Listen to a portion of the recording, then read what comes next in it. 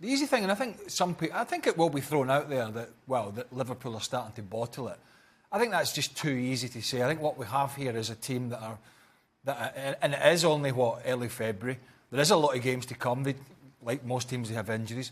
I don't think there's anything to do with bottling it at the moment. They're going through a patch where some of the players and the boys, and Mark talked about it, they're just not quite playing with the same confidence, and the little flicks and 1-2s and quick passing, it's falling down at the last minute. It's just not quite coming off, and they're going to have to fight through this period. And listen, I don't remember anybody ever saying this was going to be easy. Even when Liverpool had a bigger gap than they've got now, it's never going to be easy to get over the line. So it's just about putting the last couple of games in particular behind them and moving on and trying to get some confidence back in the team. I think that's where Jurgen Klopp comes in here. No, it's not a case of bottling it. Certainly not right now, as you mentioned. Manchester City had a similar spell through the middle of December. But this is maybe where lack of experience comes in. And with this Liverpool team not having won it, and how you manage this lean spell. Everybody has them in every single season, regardless of where you finish. But now, given the history, getting this far or this close for Liverpool and not having won it, how does the pressure tell? And I know Mark spoke about this some weeks gone by. Certainly at Anfield, do the crowd also play a part in kind of ramping up that pressure? Mohamed Salah and Roberto Firmino, especially Firmino today, as soon as he came off, you were basically like, he hasn't done anything. Yeah, he hasn't. And I think that's down to two things. One is him personally. In recent games, he's given the ball away so much more than he ever did before. And again, he's not getting any help from anybody else.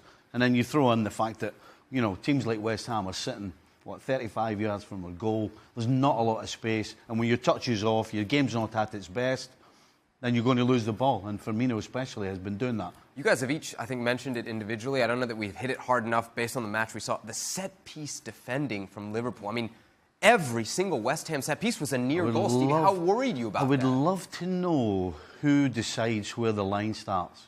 Is it the coaching staff? Is it Virgil van Dijk? I would love to know, because it was suicide. I mean, it's really suicide. You're basically telling the opposition, and today it was West Ham, that there's a great big hole for you, stick the ball in there, and we're going to have a problem dealing with it. And they did it. They took advantage of it. At times it wasn't even just a case of a big hole or just these set pieces. There's one corner where Diop is up against Keita, which is ridiculous from a set piece perspective and a man-to-man perspective. You go into, and which is why I hate this zone. You go into a zone, everybody's responsible for it.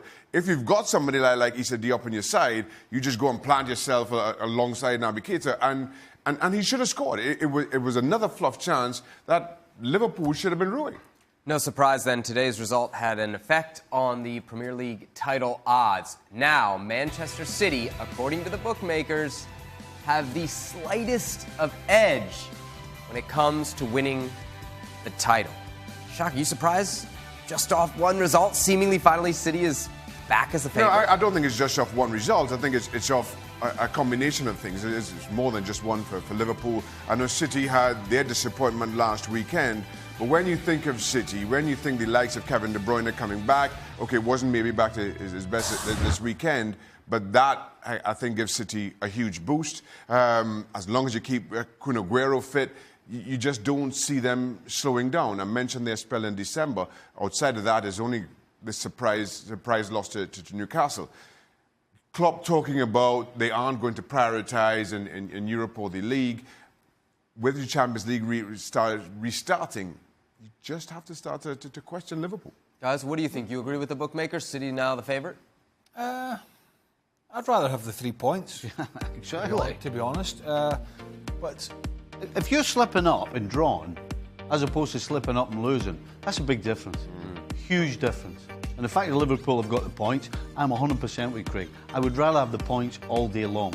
And this Man City team is not the team that we spoke about last year, who we thought just weren't going to slip up, had no faults, nobody could get at them. That's not the Man City we're talking about.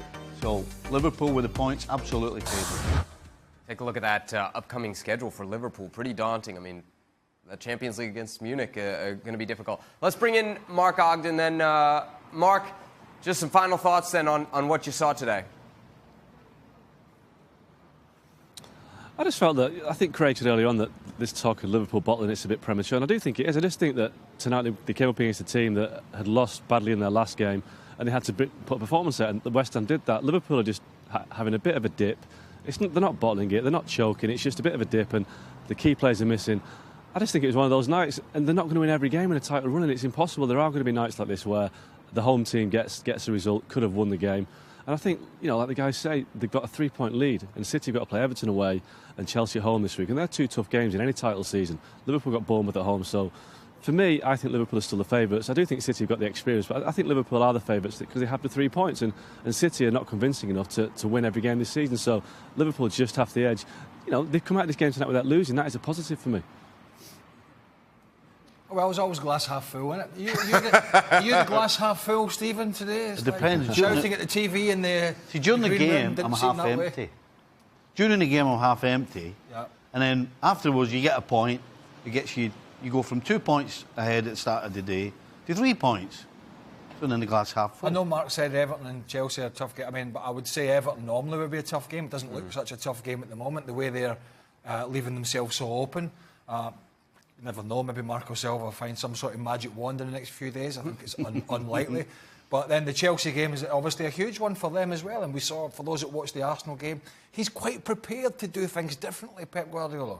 He's quite prepared, whether you like it or not, to think outside the box and try and do something different. And he's got a guy up front who is banging form in Sergio Aguero.